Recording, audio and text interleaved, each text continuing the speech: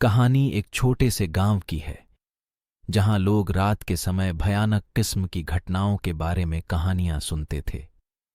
गांव के नाम था काला पर्वत। वहां का पारा अब अच्छे दिनों के पीछे छिपी भयानक रहस्यों को याद करता था। एक रात गांव के एक बुजुर्ग ने अपने पोते को सुनाने के लिए गांव के भूतिया किले की कहानी सुनाई। कहानी में बुजुर्ग ने बताया कि किले के अंदर कई सालों से एक रहस्यमय आत्मा बसती है जो रात्रि के समय बाहर आकर गांव के लोगों को परेशान करती है। पोता बिल्कुल भी इस बात में विश्वास नहीं किया, लेकिन बुजुर्ग की बातों ने उसे चिंतित किया।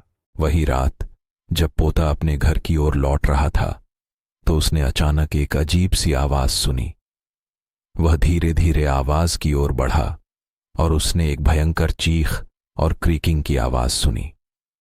डर के मारे उसने जल्दी से अपने घर की ओर बढ़ते हुए देखा कि उसके पीछे कुछ अनजान रहस्यमय चायर जा रहे हैं।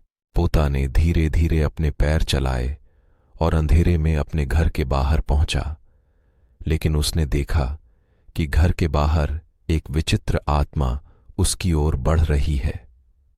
उसने भागते हुए अपने घर के अंदर जाकर दरवाजा बंद किया, लेकिन आत्मा फिर एक बार उसने अपने पिताजी की आवाज सुनी जो उसे कह रहे थे कि वह अपने कमरे में जाए। पोता ने भय के मारे उसकी आवाज को सुना और उसने अपने पिताजी के कमरे में दौड़ा। जब उसने कमरे का दरवाजा खोला तो उसने देखा कि उसके पिताजी सुखी और स्वस्थ थे। उसके पिताजी ने उससे कहा, कुछ नहीं है बेटा, तुम्हें कुछ सपनों में देखा है। पोता की आंखों से आंसू बहते हुए उसने अपने पिताजी को सब कुछ बताया।